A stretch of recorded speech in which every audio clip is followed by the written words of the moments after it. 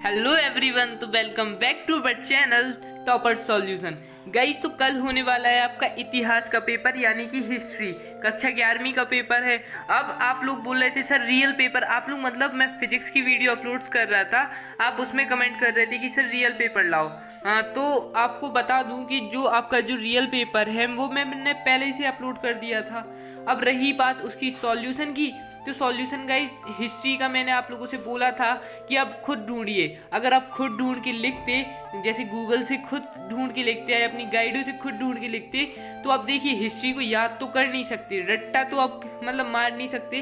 कितना रट्टा मारेंगे आप? ओके, अगर आप एक बार लिखते उसे गूगल से, एक कॉपी में नोट करते, तो आपको मतलब पता चल जाता क्या चीज़ है। ठीक है, आप एक बार लिख के तो देखते। अगर मैं पेपर का डायरेक्ट सॉल्यूशन दे देता तो आप लोग नहीं देखते, जाहिर सी बात है आप लोग नहीं देखते।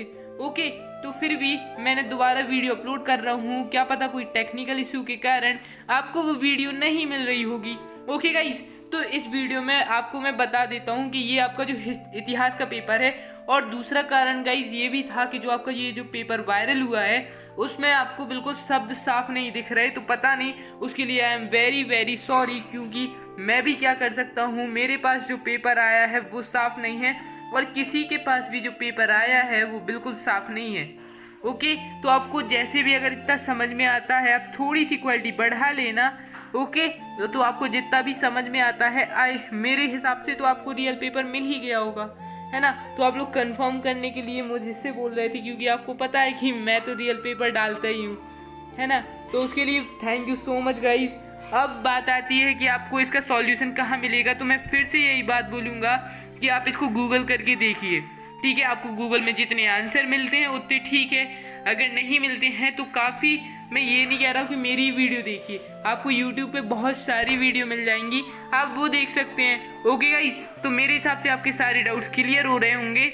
ओके, तो अब आती है बात, इन 2 पेज और बचे हैं तो मैं वो दिखा देता हूँ। और ये रहा अपना सेकंड, मतलब सॉरी, ये इधर से 21 से क्वेश्चन आ गए, मैं दूसरा पेज निकालता हूँ। ये रहा। ओके, तो ये 6 है, फिर उसके बाद 7 है, 8 है, 9 है। 9 जैसे कि बाज नामक कर क्या महत्व है, मंगोली कबीलों का जीवन कैसा है। मतलब ये क्वेश्चन तो आपको आसानी से समझ आ जाएंगे। और मेरे हिसाब से मेरे जो सब्सक्राइबर हैं वो काफ़ी इंटेलिजेंट हैं, मुझे नहीं लगता कि उन्हें रियल पेपर की ज़रूरत होने वाली है, क्योंकि उनको बहुत कुछ आता है, मुझे पता है। ठीक है, क्योंकि आप लोगों से मैंने जितने भी स्कोर पूछे हैं, आप लोगों से बहुत अच्छा स्कोर रहा है आपके हर एक एग्ज़ाम में। ओके गाइस, तो जैसे कि जैसे आप लोग इंटेलिजेंट हो वो बात तो पता है, तो आप लोग इतना तो समझ ही जाओगे। जैसे आपने कोई भी चीज़ देखी, यहाँ पे देखा आपने क्वेश्चन नंबर 11 पे, यूरोप में सर्वप्रथम विश्वविद्यालय कहाँ स्थापित हुआ, और फिर आप लोग वहाँ से बहुत हिंट लगा सकते हो, तो यहाँ क्या क्या लिखा हो सकता है ना। तो वही बात होती है कि आप लोग मतलब काफ़ी पढ़े, मतलब आप लोग काफ़ी इंटेलिजेंट हो, है ना, काफ़ी गुड हो मतलब पढ़ाई में, मुझे पता है, क्योंकि मैंने जितने बार भी कमेंट्स में पूछा है कि आपका स्कोर कैसा रहा, तो आप लोग सब लोगों ने बोला कि मेरा स्कोर ऐसा रहा। किसी ने भी ऐसा नहीं बोला कि सर मेरा ये वाला एग्ज़ाम बुरा गया, मेरा भूगोल का एग्ज़ाम बुरा गया, कि मेरा अर्थशास्त्र का एग्ज़ाम बुरा गया। सभी ने बोला कि सर आपकी वजह से मेरा एग्ज़ाम, हर एक एग्ज़ाम अच्छा गया। ओके गाइस, तो बात करते हैं अभी अपन लोग नेक्स्ट पेज की। आप लोग देख सकते हो सब क्वेश्चन समझ में आ रहे हैं इसके। तो जैसे पुनर्जागरण से क्या तात्पर्य है, ऐसी गाथुआ देख लें, छापेबंद के आविष्कार में विश्व पर पड़े कोई 2 प्रभाव लिखिए, है ना। और कुछ 13 पढ़ते हैं, मार्टिन सूयर की 2 विशेषताएं लिखिए, मतलब लूयर है ना, मार्टिन लूयर। ठीक है, क्वेश्चन और इसी का देख रहे हैं, चेन्नम्मा से क्या आशय है। इतना तो समझ में आ रहा है, तो मतलब इतना भी ज़्यादा धुंधला नहीं है जितना कि बच्चे बोल रहे हैं कि सर बहुत ज़्यादा धुंधला है। क्योंकि आप लोगों को, अगर आपने सिलेबस पढ़ा होगा अभी तक 6-7 महीने में, आपने काफ़ी कुछ पढ़ा होगा चैप्टर से रिलेटेड, तो आप लोग आराम से समझ जाओगे कि क्वेश्चन क्या है ना। तो बस वही बात होती है। इसके बाद अपना 3rd पेज बचा है, तो उसको और क्लियर कर देते हैं, फिर देखते हैं।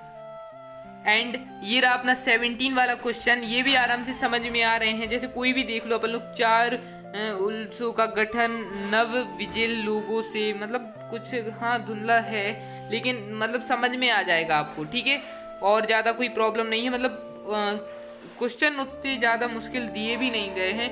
अगर पेपर नहीं भी मिलता तो आप लोग कर लेते, मुझे विश्वास था। अब जैसे ये क्वेश्चन नंबर 18 का अथवा वाला समझ में आ रहा है, कौन सी नई खाद्य वस्तुएं दक्षिण अमेरिका से बाकी दुनिया में भेजी जाती हैं, है ना। और 19 का अथवा वाला भी समझ में आ रहा है, माया सभ्यता या हाँ माया सभ्यता है की अर्थव्यवस्था पर प्रकाश डालिए है। उसके बाद ये 20 वाला भी, आप ऐसा क्या सोचते हो कि पुराने मंदिर बहुत कुछ घर जैसा ही होंगे, ठीक है। और ये वेनिस एवं समकालीन फ्रांस की अच्छी सरकार में विचारों की तुलना कीजिए। गाइस आराम से समझ में आ रहे हैं यार, क्या प्रॉब्लम हो रही है आपको, मुझे आई डोंट थिंक कि बहुत मतलब प्रॉब्लम क्या जा रही है आप लोगों पे।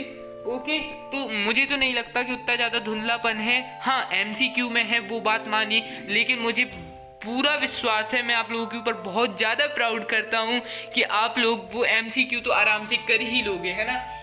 तो आई होप ये वीडियो जिस इंटेंशन से मैंने बनाई थी वो आप लोग समझ गए होंगे।